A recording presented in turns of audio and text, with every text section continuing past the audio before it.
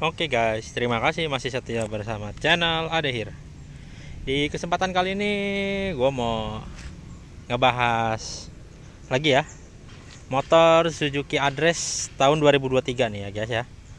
Tepatnya gue beli di bulan Agustus 2023. Nah ini address kedua gue guys ya. Kalau address pertama gue itu warna putih, keluaran tahun 2021, yang dibelinya bulan Agustus juga guys ya. Jadi selisih 2 tahun sama address putih gua guys. Nah, buat lo yang awam soal motor, apalagi yang mau nyobain motor Suzuki, karena mungkin sebelumnya lo pakai motor merek sebelah ya, kayak pakai Beat atau Vario atau Yamaha Mio atau Mio Gear. Nah, yang pengen gua jelasin di sini, address ini dia nggak jual ini guys ya, fitur ya, karena bisa dibilang ini motor yang masih diproduksi hingga saat ini, tapi fiturnya itu sangat kuno ya guys ya, alias jadul bisa dibilang ini ya. Kenapa dibilang fitur-fiturnya jadul? Karena mungkin Suzuki Indonesia itu inovasinya sudah mandek ya guys ya, atau inovasinya itu sudah diambil negara Vrindavan India ya. Mungkin dari Suzuki pusatnya yang Jepang itu dia lebih percaya inovasi produknya di India, pengembangannya atau R&D-nya ketimbang di Indonesia. Jadi bisa dibilang Suzuki Indonesia itu motornya udah mulai mandek, gak ada inovasi. Jadi mereka produksi motor-motor yang udah lama dikeluarin ya guys ya. Kayak address ini udah keluar dari tahun 2014 akhir. Paling penyegaran di body kitnya aja ya, body playful ya. Ini address playful ini keluar tahun 2018. Kalau ini address playful generasi kedua ya guys ya. Bedanya itu dia di stripping dan juga body dasarnya ya. Kalau yang playful generasi 2 ini body dasarnya atau body basicnya ini warna doff. Sedangkan untuk pertama itu body basicnya warna glossy hitamnya. Oke guys.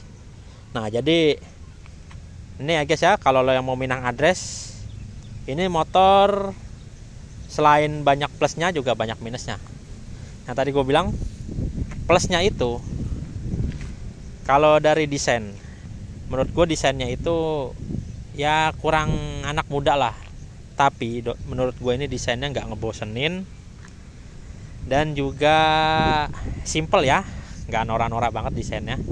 Tapi gue yakin anak-anak muda tuh kurang suka desain model gini, apalagi dengan posisi batok di kepala. Tapi motor-motor sekarang udah mulai banyak yang ikut ya, yang headlampnya ada di batok, terutama motor-motor klasik kayak Stylo, Villano ya guys ya. Selain itu plusnya juga yang tadi gue bilang, joknya nyaman ya guys ya. Joknya nyaman, tapi kalau masih baru itu nggak nyaman menurut gue karena keras. Kalau masih baru sarung joknya dan juga busanya itu keras. Nah tapi kalau udah mau setahun ini udah mulai empuk ya guys ya, karena mungkin bahannya udah mulai lentur dan juga busanya udah mulai kebentuk ya, atau mulai turun ya. Jadi lebih empuk sekarang ketimbang kalau baru beli, pasti ngerasainnya keras. Nah selain itu juga posisinya nyaman di sini nih, di paha. Untuk gue yang tinggi 170 enak plusnya. Dan juga posisi berkendaranya ya, stangnya juga lumayan tinggi, jadi nyaman buat kendara jarak jauh. Dan juga build quality khas Suzuki ya guys ya, yang kokoh-kokoh ini body-bodinya nih, nggak reot-reot, tebel. Nah ini kenapa salah satu alasan gue pilih Suzuki ya, dari build quality dan juga keawetan mesinnya guys ya. Untuk plus lainnya itu, motor ini jarang diminati maling. Walaupun ada juga kasus address yang hilang itu karena diambil maling, itu mungkin malingnya juga nggak sadar kalau itu motor Suzuki ya.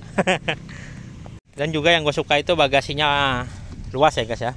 Untuk motor 110 cc ini bagasinya udah hampir mirip-mirip NMAX ya. Kalau NMAX itu sekitar 23 liter ya masalah ya, 23 atau 25 ya. Kalau ini 20,5 liter, lebih besar dari Vario bagasinya, lebih dalam juga.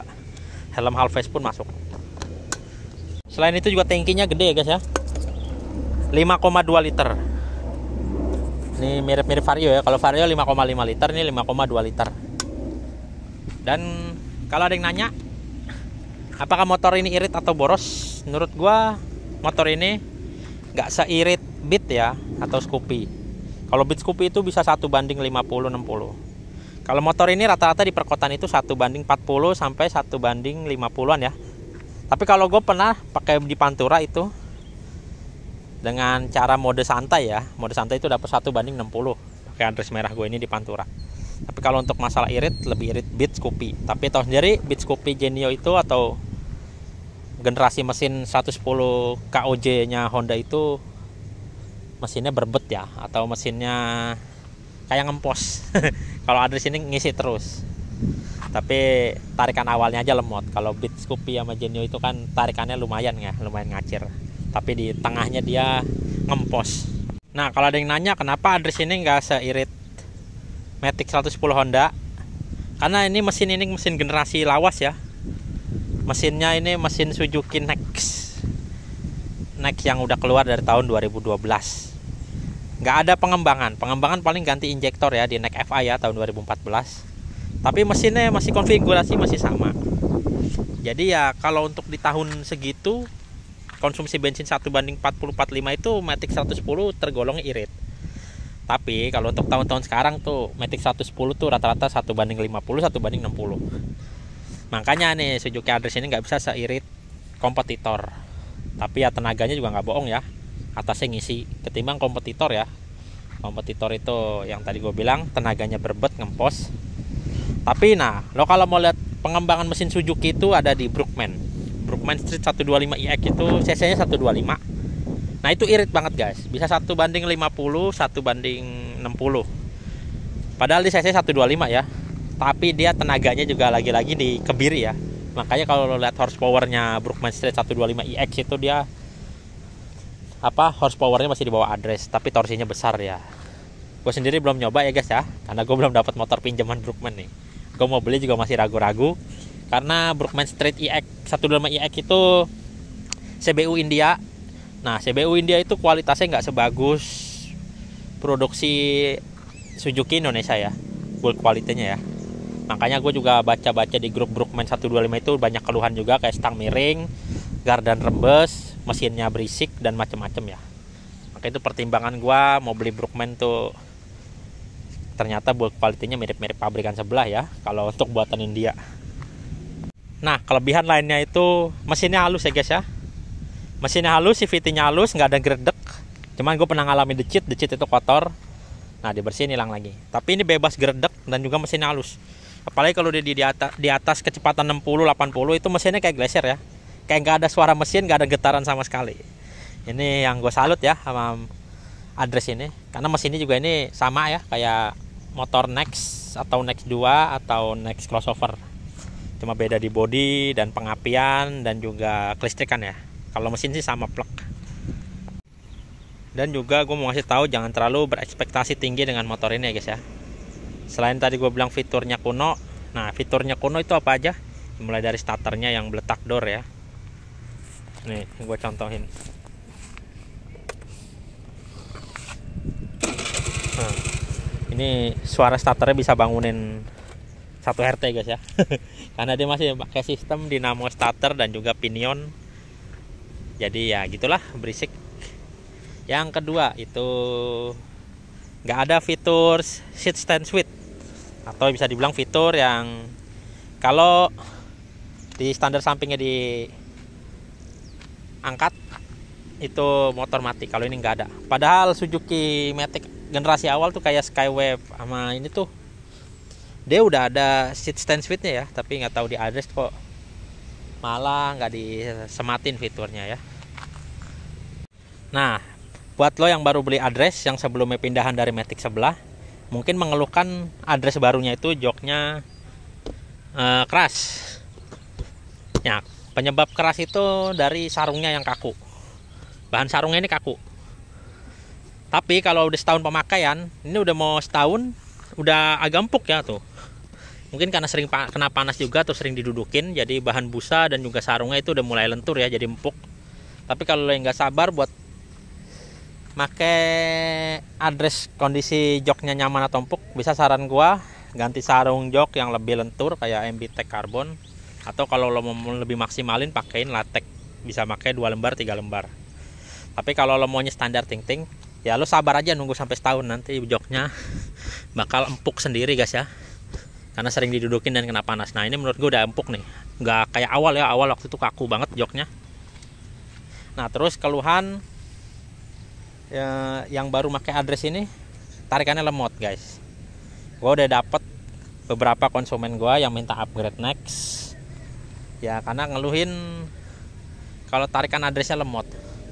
Kalau menurut gue rumah roller next itu ya setidaknya lebih agresif lah tarikannya ya, sedikit ya, nggak terlalu signifikan banget. Karena kalau tarikannya mau dibikin signifikan atau mirip-mirip Beat, saran gue bore up. Bore up ke 123 cc. Nah kalau bore up lo bisa mampir ke bengkelnya Om Iksan Jumaris di Citayam.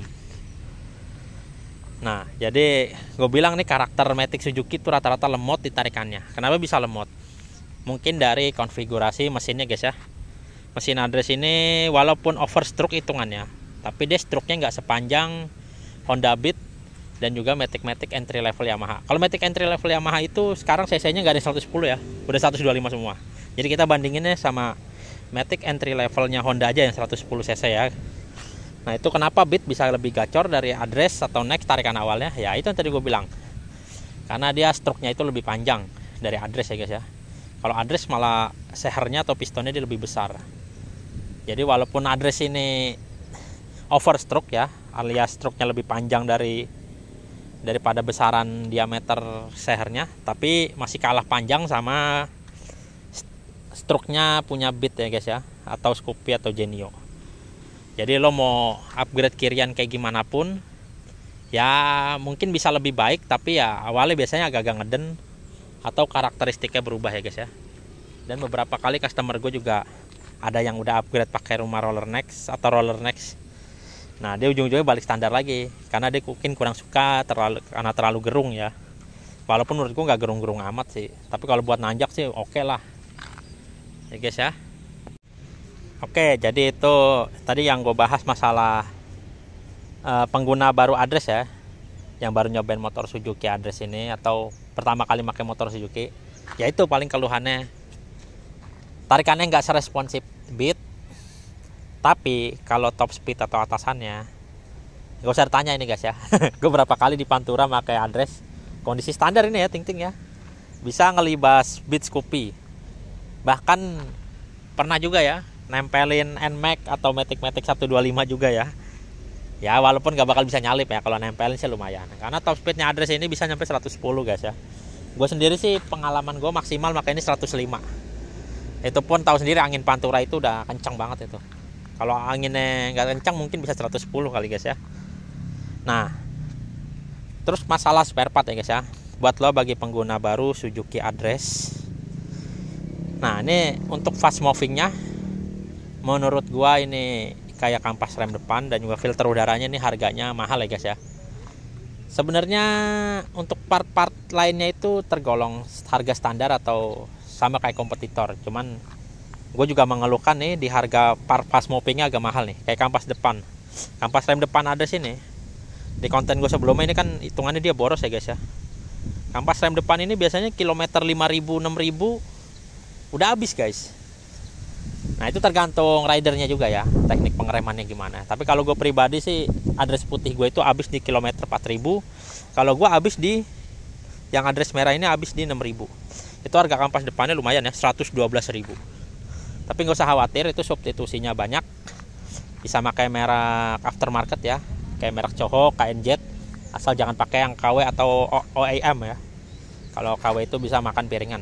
Walaupun piringan juga nggak terlalu mahal ya, harga 140-an ya, 120 ya gue lupa. Nah untuk yang kedua ini filter udara. Filter udaranya ini juga mahal, sekitar 145.000. Ini biasanya diganti itu di kilometer 10.000 kilometer ya guys ya. Kalau ini masih 6.000 masih aman lah ya.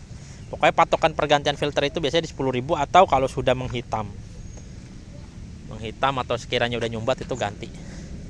Nah itu bisakah pakai substitusi? Kalau saran gue substitusinya nggak ada kalau filter, kecuali lo mau nyowak pakai dari merek sebelah atau gimana, tapi kalau saran gue kalau lo mau irit, filternya itu dicoak, diganti yang filter kardusnya ya, yang bahan-bahan dusnya itu dicoak, terus diganti pakai busa. Bisa pakai busa filter Grand atau filter busa Skydrive ya, Skydrive apa Skywave, Skydrive ya kayaknya ya. Nah, kalau untuk KW gue nggak menyarankan. Address juga ada ya filter KW-nya ya, itu sekitar 25.000. Itu gue tidak menyarankan. Kenapa nggak menyarankan? Karena bagian stainlessnya itu yang di belakang filternya itu, yang KW itu dia gampang copot ya. Itu kalau serpihan stainlessnya copot, itu yang buat nahan busanya itu yang KW, itu bisa masuk ke throttle body. Nah, itu lebih parahnya lagi masuk ke ruang mesin. Oh, itu bisa bikin turun mesin ya guys ya, bahaya banget ya. Jadi gue nggak menyarankan filter KW ya, mending lo bobok aja filternya, ganti pakai busa Grand, atau tadi ya mending beli orinya ya 145.000. Untuk part-part lain itu menurut gue harganya masih masuk akal ya. Paling yang menurutku mahal yaitu kampas depan sama filter belakang ya, filter ini mesin nih, filter udara. Kalau untuk kampas rem belakang ya standar harganya dia ya, sekitar 50 sampai 60 ribuan aja. Nah, kalau saran gue tuh, kalau lo pengguna baru, lo belum ngerti tentang motor, tapi lo lebih suka fitur, ya jangan ambil ini Address. Address ini biasanya buat yang tahu-tahu aja ya, atau biasanya loyalis Suzuki yang pakai Address. Karena kalau lo belum paham tentang motor, lo beli motor ini apalagi bengkelnya susah, itu lo nanti keder sendiri. Walaupun sekarang bisa beli spare part online sih. Dan juga menurut gua, kalau mau bongkar CVT, kalau di bengkel umum itu hati-hati guys ya. Itu kasusnya paling sering terjadi itu salah masang baut. Jadi bautnya itu terlalu kepanjangan, nempel ke plat kipasnya nanti bunyi. Atau juga jangan pernah buka puli depan pakai impact. Ngencengin ya guys ya, kalau buka nggak apa-apa pakai impact, kalau ngencengin jangan pakai impact, nanti dratnya cepet hancur. Drat ini ya, puli depannya ya, drat kerak as.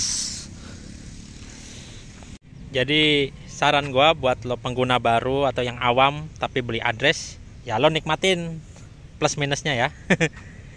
Jadi buat yang untuk santai-santai aja Address ya, bukan buat yang kebut-kebutan, karena dia tipikal gasnya ini ngurut. Dan juga tadi ya gue udah jelasin plus minusnya. Kalau ada yang kurang atau yang salah, mohon maaf dan dikoreksi ya guys ya. Jadi sampai sini aja guys ya konten gue guys ya. Terima kasih sudah menyaksikan video ini. Jangan lupa untuk like, komen, dan subscribe-nya guys. Terima kasih guys.